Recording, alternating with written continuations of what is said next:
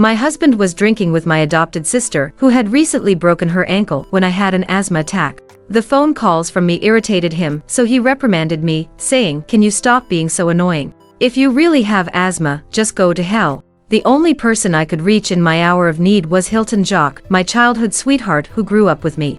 But I had no idea that my adopted sister's voice was coming from the other end of the phone. "Hilton, I like you, and I know you like me too," my adoptive sister then publicly disclosed her relationship with Hilton. I laughed at myself and liked her moments. After my adoptive daughter turned around and accused me of deceiving her, my husband and my childhood sweetheart hurried to the hospital and attempted to murder me. In a fit of rage, my biological parents also froze all of my money, leaving me on my own. They were nervous when I really departed. The ward door was kicked open 30 minutes after Daisy's post was liked. Jeffrey hurried in and gave me a strong kick to the stomach before I could set down the water cup.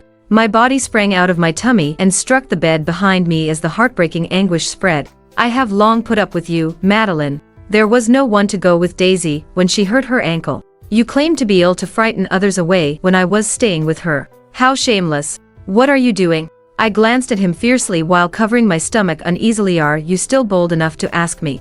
Daisy has restored everything to you since your return. She owes you nothing, yet she feels terrible since you insisted on causing difficulties when she wanted to be cared for the most. You are so cruel." Anger filled Jeffrey's eyes, as though he might suddenly leap up and strangle me to death. Daisy was the Spencer family's adoptive daughter. My original parents adopted Daisy to help them deal with their lovesickness during the 10 years that I was missing. I had no idea what had happened to Daisy in the 5th year following my return. She abruptly decided to sever ties with the Spencer family, claiming that she no longer wanted to partake in the joy and that she wanted to give me back all I owned. Jeffrey felt I was making Daisy go, but he was wrong. His demeanor abruptly changed after he had spent his entire life yelling that he would repay me for my compassion. He started to remove himself from me and even threatened to divorce me. I swallowed my rage and glanced at Hilton, who had come with Jeffrey, and asked him to help me up. Hilton shied away from my touch in disgust. "Don't touch me, you disgust me. When Daisy was little, her parents passed away. She was eventually adopted, but she had to sacrifice her hard-earned happiness because of you. It's okay that you don't feel sorry for her, but you also bully her during her most vulnerable moments. I should have left you to die under the bridge, instead of picking you up in the first place." I believed I was having hallucinations as my hands stuck uncomfortably in midair. Hilton and I were friends for a long time. He picked me up when I was lost and raised me. During that time, he constantly looked out for me like an older brother, and if something tasty and enjoyable happened, he thought of me first. "Meline, aside from my mother, you are the most important woman in my life," he added. "I will only give you good treatment throughout my life." That was why I brought him to my side as soon as I got back to the Spencer household. Hilton didn't like Daisy at first. He claimed that Daisy was a cunning fox that constantly pretended to be pathetic while hiding behind those innocent eyes. I wasn't sure when his attitude toward Daisy changed, but he frequently made comparisons between myself and Daisy. From the boy who had a gloomy gaze when Daisy was mentioned at first to subconsciously defending her when Daisy was ever mentioned. Daisy is actually a kind person. She loves to lie and is self-centered, but once we have been on good terms for a while, she becomes very adorable. Daisy hurt you because she is ignorant. She grew up in luxury while you experienced suffering. Just forget about it. Later, he suddenly stopped playing with me and rushed about Daisy, abandoning me entirely. He didn't despise me. I assumed he was simply bored and seeking something new. Now it appeared that I was taking myself too seriously in this man's life. My eyes felt warm all of a sudden. When I touched them, I realized that they were tears. "You are so good at pretending. It's a shame your performance isn't convincing enough." Jeffrey shoved a contract in my face and scowled with contempt. "I've been in a married relationship with you for 3 years, like Daisy requested. The time has come. Let's file for divorce. I've had enough of you." I stared at him with wide eyes in shock as these words were spoken, feeling as though a lightning bolt had just struck my chest. "What are you saying? You married me because you like me, right? I like you. Do you think you deserve it?" Jeffrey mocked as if he had heard a big joke. "I have always liked Daisy. She begged me to marry you before I agreed to our marriage. 3 years ago, after getting me intoxicated and questioning me, Daisy used a recorder to capture my statement that I liked Jeffrey, which she then played for Jeffrey to hear. Shortly after that, Jeffrey proposed to me. I married happily, and I felt like I got what I wanted. After marriage, Jeffrey was seen as a dedicated and kind husband by everybody. He seemed to like me a lot. However, I now realize that this was all a lie. I was only being nostalgic, and it was Daisy's trick. Jeffrey lost all tolerance when he saw that I was unresponsive. He immediately seized my dislocated hand and had me sign the document, regardless of my condition. I screamed in agony, but they didn't appear to hear me and said nothing. Jeffrey was happy to put the document aside after pressing the handprint, and he was about to depart when the ward door was forced open once more. Daisy and my parents arrived. Hilton's and Jeffrey's eyes softened, especially when they looked at Daisy. When I saw my parents, I lost control of my complaints and started crying. Mom, Dad, however, my mother came running over and whacked me just after I said it. You really just keep pretending, do you? Daisy hurt her ankle and was unable to walk, but you compelled her to come visit you. I felt my face tilt to one side from the force of the slap, and my ears buzzed. Daisy's smug expression was obvious, but the next moment she feigned to be very self-blaming and embraced my mother's arm. My sister is not to blame for this, Mom. I took away everything from her for 10 years, and that's why she hates and abuses me. You are always so kind. If I wasn't worried about people outside gossiping about you, I would never let this bitch to go home, let alone break off relations with you. My mother's voice was softer than ever as she heartbreakingly wiped the tears from the corners of Daisy's eyes. You are my daughter in my heart. Meline is a cruel person who is not worthy of love at all. I felt as though someone had crushed my heart, and the anguish nearly made it impossible for me to breathe. I stared at her with tears in my eyes, attempting to explain myself. Mom, you misunderstood. I didn't force her, and I actually had an asthma attack. Before Daisy started putting medications that induce respiratory infections in my meals, I didn't have this illness. However, nobody took me seriously. When my mother heard it, she looked disgusted. How did I give birth to such a creature as you? What did Daisy do to you? Why do you keep pretending to be unwell in order to fight for her favor? No one likes you, I tell you. Everyone only likes Daisy. Her comments were excruciating, as if they were a sharp blade, severing a bit of my flesh with each one. Although my father stood aside and didn't say anything, his disgusted eyes had already explained everything. He didn't like him either. When I just returned to this house, I accidentally heard the conversation between my parents. It's just the way the universe is, Mom grumbled. How did Meline return after you said she was lost? Daisy and I were really humiliated by it. There's nothing we can do about it. Dad comforted my mom with a hug after appearing powerless. All we have to do is show Daisy more concern and keep her from feeling let down. She's too fragile. I assumed my parents didn't like me because they felt detached from me after too much time apart, or because they didn't want to accept me since Daisy was more like a woman from a royal family and could save their face. I thus worked very hard in secret to get better in every way in order to gain their acceptance and genuinely become a part of this family. But things didn't go as planned, and my wish did not come true. When Daisy noticed this, she pulled a book of sunflowers out of a shelf and approached me, giving it to me with a genuine expression. Meline, don't take it personally, Mom said it out of rage. I brought you my favorite sunflowers on the way since I've read that looking at flowers may lift your spirits when you're feeling down. This group of sunflowers had the most pollen and was in full bloom. Some pollen flew into my nostrils as she passed in front of me. Coughing uncontrollably, I slapped the bundle of flowers away. In a moment, the entire crowd became silent. Everybody else gave me a different expression, with the exception of Daisy, who appeared astonished. Meline, you are too much. Dad yelled and took Daisy, who was red-eyed, into his arms. Daisy, there is no reason to spend your heart on such an ungrateful person. Such a person would be better off dying. I said, it's not like that, Dad, as I stood there helplessly, feeling the pain in my throat. Jeffrey grabbed the bouquet of sunflowers and hurled them in my face before I could say anything.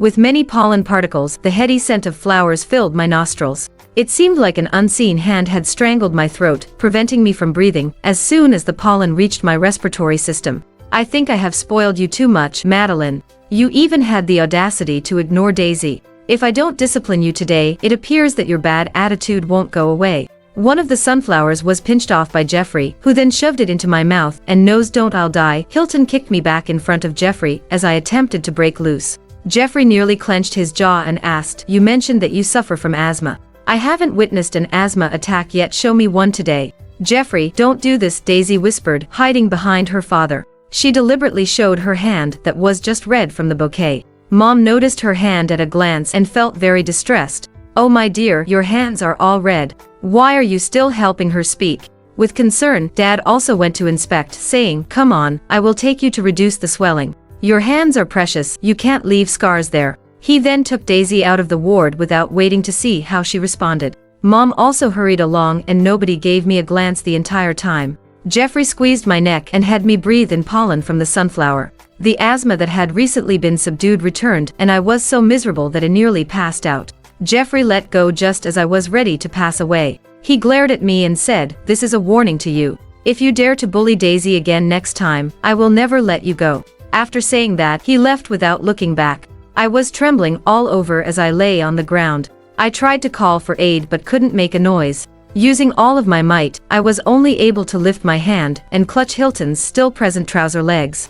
I wanted him to come to my rescue, but all I could do was babble. Hilton shrugged off my hand without trying to disguise his contempt. "If you enjoy pretending so much, then keep pretending. I'm not interested in seeing your performance. If you really can't do it, just die." I gazed at his back in desperation as the final thread in my thoughts broke, but he was unable to speak. I didn't pretend to have an asthma attack. Why didn't everyone believe me? Why? Someone found me, then called a doctor. This person saved my life today when I believed I was dead. I was the only person in the ward when I opened my eyes again, and it was already the afternoon of the next day. Like my heart, it was empty. Looking through my phone, I saw that Daisy had shared something with a group of people I was familiar with. In the picture, she was eating lunch with my parents, Jeffrey and Hilton. The caption said, "I really hope I can be with them forever and no one will destroy this happiness."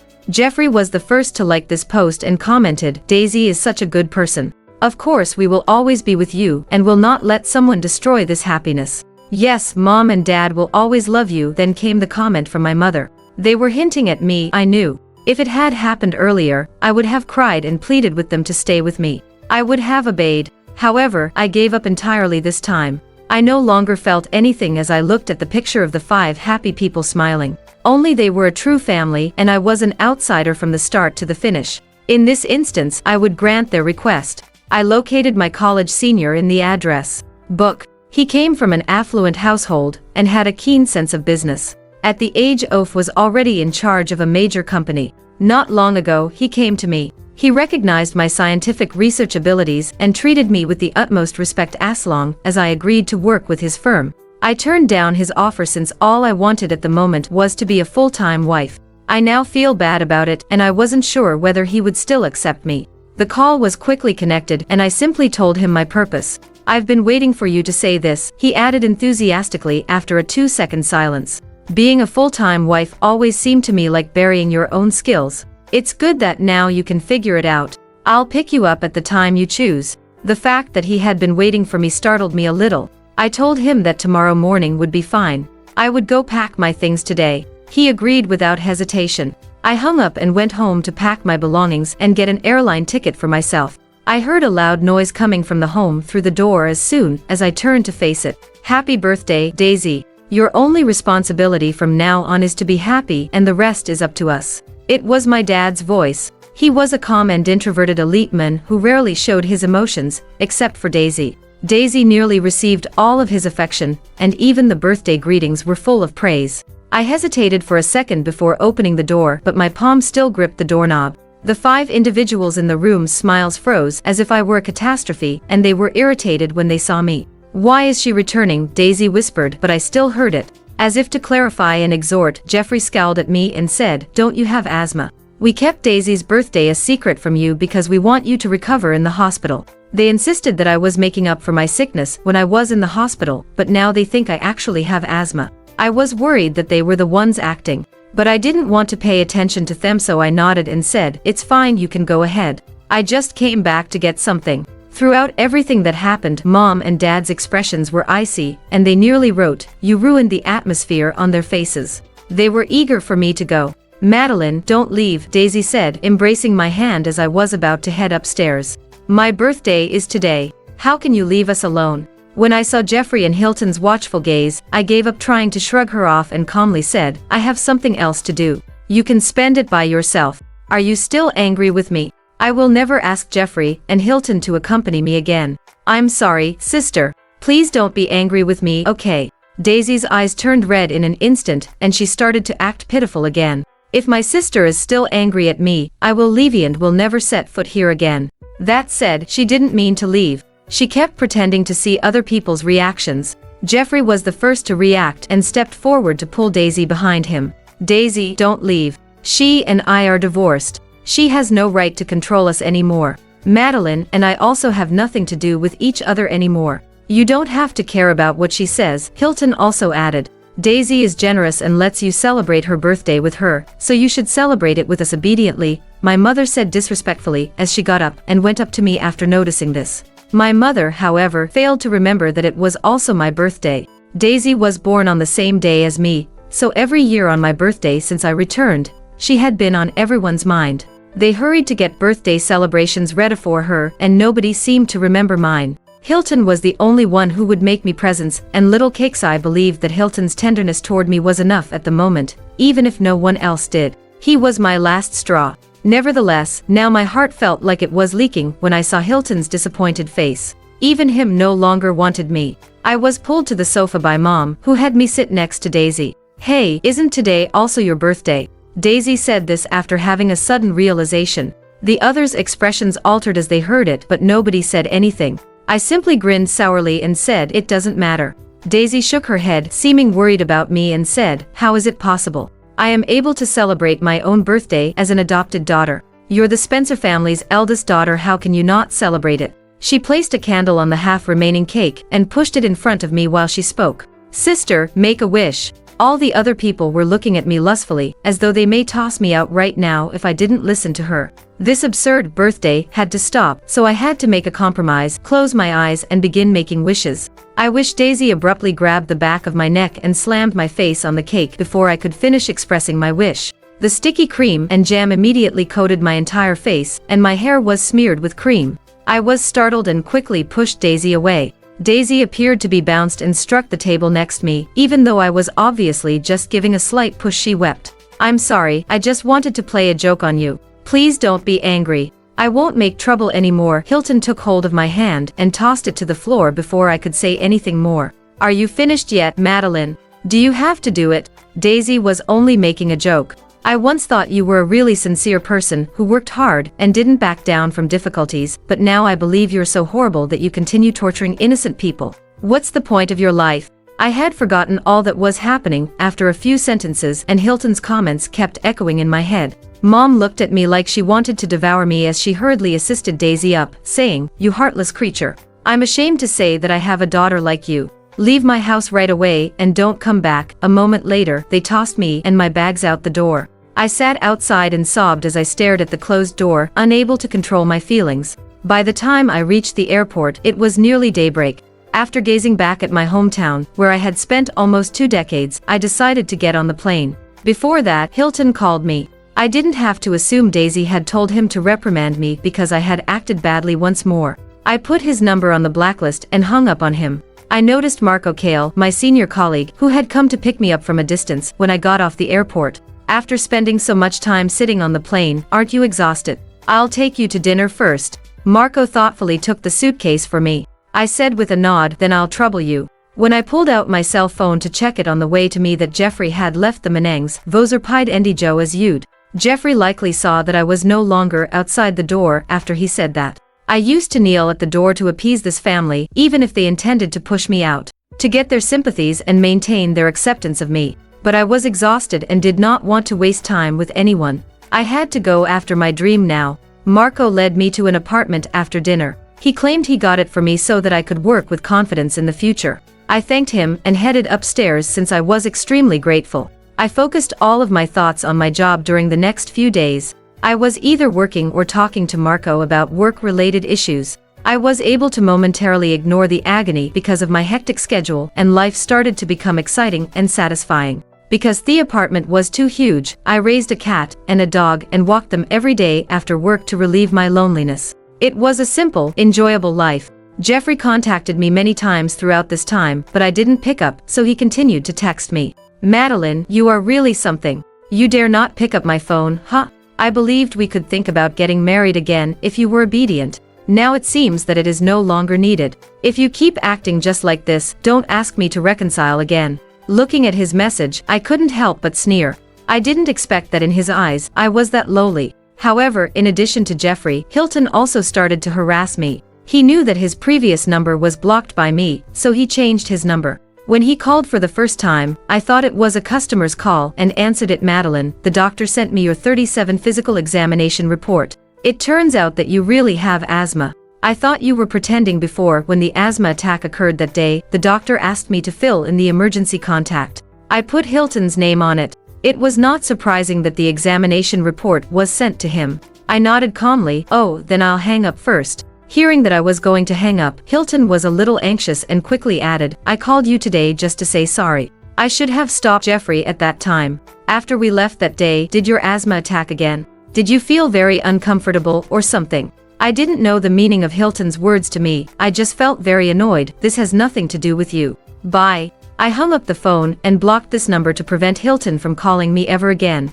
That night, Jeffrey got the news from somewhere and sent me several messages in a row. You have asthma, so it's real. Why didn't you tell me? I thought you just wanted to steal everyone's attention. I laughed. At that time, I almost threw the report in his face. How could I not have said it any better? Without getting a response, Jeffrey sent another message. I blamed you entirely that day. Also, what I said that day was just angry words. I said that because I couldn't stand you and Daisy being jealous. Actually, I still like you. 11 angry words. In fact, even if he didn't say those words that day, I knew that he loved Daisy and was only acting like a good husband to me. It was just that he coaxed me when he was helping Daisy clean up the mess. I even heard these words with my own ears when he was talking to Daisy on the phone on the night of our wedding. I simply ended that nothing happened since liked him too much and believed that I could win his heart by being with him for a long and one knew Tedfrey wanted to add more, so Elle composed a sentence and sent it to him after noticing that the other side on the dialogue box was typing the rest doesn't matter anymore. Since our divorce, we don't need to interact with one another. Please stop sending me messages. Who would have guessed that the other party would phone me the next second? I clicked the response button by mistake since my hand was shaking. Before long, Jeffrey's deep voice could be heard on the other end of the line. You are actually angry, correct? That day, I had no idea how to keep my rage under control. I chapter S apologize. In fact, your parents are sorry they said it to you. Don't take it personally. Where are you now? As I nodded and got ready to hang up, the other person asked. I'll find you. No, I won't go back. I then hung up the phone and banned and erased him from my Snapchat friends and number. To stop harassment in the future, I banned and deleted Daisy's and my parents' acquaintances. At one point, Marco expressed his desire to have me return to the United States so that we could discuss an arrangement. He promised to give me a raise if I could close this sale, so I wanted to say yes. Faced with the temptation of money, I naturally couldn't resist it. I thought that I would only go for one day and never come back. It would be impossible to meet those people. It would be okay for me to go. So I followed Marco back to the USA, but what I chapter at didn't expect was that I would meet an old friend at this diner. The moment Jeffrey saw me, he stood up directly. Marco was stunned for a moment, then turned to look at me. Do you know each other? I shook my head almost without hesitation. No. Jeffrey looked a little embarrassed when he heard this, and because there were other people at the dinner, he could only grit his teeth, and agreed on what I said. Oh, sorry. It seems that I made a mistake. I nodded and didn't look at him again. I went to the bathroom to retook makeup. As soon as I came out of the bathroom, I was pressed against the wall by Jeffrey. Meline, who was that man just now? Why did he bring you to this dinner? But chapter S. I knew the man he was talking about was Marco, and I told him truthfully that he was my boss. Jeffrey seemed to not understand what I was saying and questioned me with ready eyes. I don't believe it. How could an ordinary boss care about you so much? Just look at his eyes, they keep traveling on your body, always paying attention to your movements. I didn't know what he was on about. Anyway, Marco was just my boss. Seeing that I didn't want to explain more, Jeffrey was a little annoyed. He gritted his teeth and said, It's been less than 2 months since we divorced and you're having an affair with another man. Have you been hooking up for a long time? I think you were so straightforward after we divorced. I once suspected that Jeffrey was out of his mind. Didn't he force me to sign the divorce agreement? How did it become my fault? I didn't want to waste time talking to him, so I pushed him away and went back the same way. Jeffrey wanted to catch me up but was stopped by a phone call. It could be from Daisy. After the dinner, Marco told me that there was another dinner. The person I was going to meet this time was very important, so he asked me to prepare some expensive gifts. It would be bad if I went empty-handed. So I went to the mall the next day, planning to buy some gifts to attend the dinner. But I didn't expect to run into Hilton and Daisy here.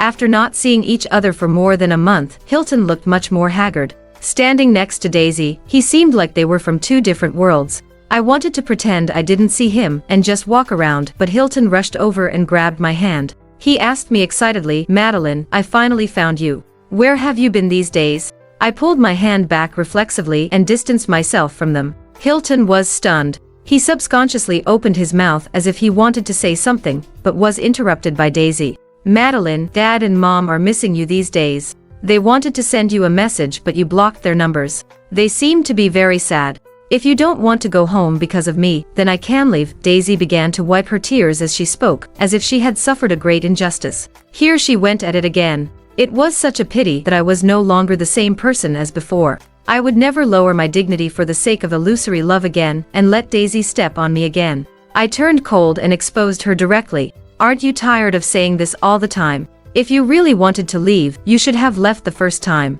Isn't it just to play the victim by dragging it on until now?" Daisy was stunned for a moment, as if she didn't expect me to say that, and she looked at Hilton for help. This time, Hilton didn't stand up to protect her like before, but looked at me apologetically and said, "Meline, we are sorry for what happened before. It won't happen again in the future. Can you come back to me? Since you left, I really realized that you have always been the one I really like and care about." "I admit that I was wrong," Hilton said, and wanted to hold my hand, but I tossed his hand. I put my hands behind my back and said impatiently, "I can't accept your love. You probably need to say these words to Daisy." Hilton was anxious when he heard this and shook his head quickly. "No, I don't like her. I was just being nice to her before because I was blinded by my own illusion." Daisy looked at Hilton in disbelief. "Hilton, what are you talking about?" Hilton seemed to not hear her words and kept staring at me. I didn't want to waste time with them, so I turned around and was about to leave, but Daisy grabbed my hand.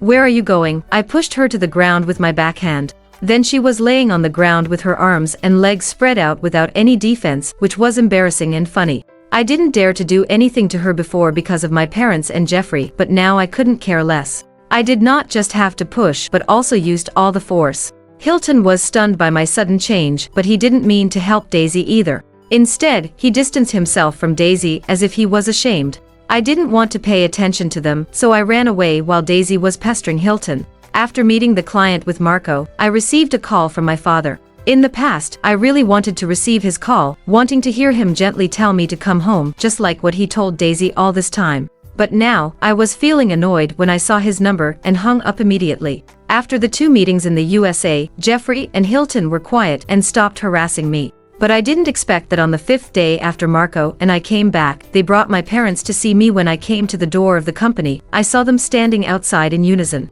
I couldn't believe my eyes. "So you are really here. We already know that you suffered from asthma. We're really sorry for what we did to you last time." For the first time, my mother's eyes were reddened when she saw me, and she also spoke to me in a soft voice for the first time. Dad had a really tender look on his face, and his eyes were filled with remorse. "We missed you so much during your absence. Can you come home with us?" I had no idea why they had suddenly changed their minds when they had previously despised me so much, and one by one they demanded that I return home.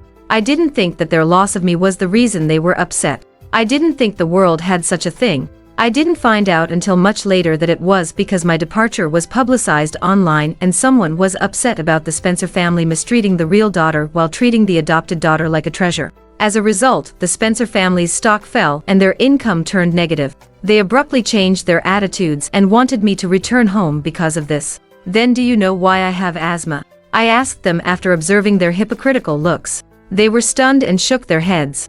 I sneered and said, "It's because of Daisy. She has been giving me medications that harm my lungs. In this manner, I contracted a respiratory tract infection." They all changed expressions as they heard what I said. Daisy isn't that type of person.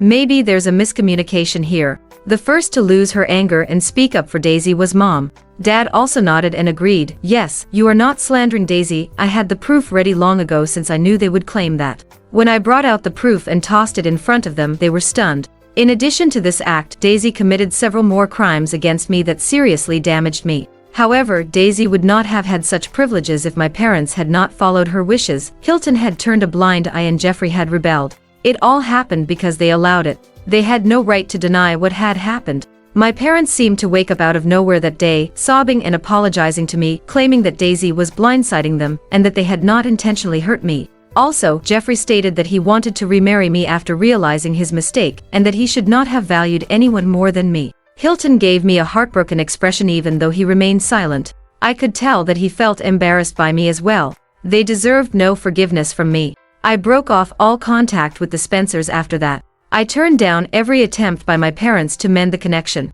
Additionally, the proof that Daisy had harmed me came to light and made public online. Her innocent personality was entirely shattered and netizens pursued and chastised her. Daisy was regularly shocked and scared into developing schizophrenia as a result of some people going so far as to intentionally give her problems offline. The Spencer family also made headlines due to their daughter's mistreatment issue. The losses were significant and the Spencer family's stock continued to decline. My parents abruptly dropped to the bottom of the corporate world. Jeffrey seemed to be not interested in Daisy's affairs. He remained downstairs at the company waiting for me every day and then didn't come back to the United States for several months. Madeline, I know you're still upset, he continued. It doesn't matter, I'll wait for you. I instructed someone to beat him up because I was so irritated and I sent him back to his home. Hilton did not bother me, but he always sent me a message on August 8th. Our first meeting was on August 8th.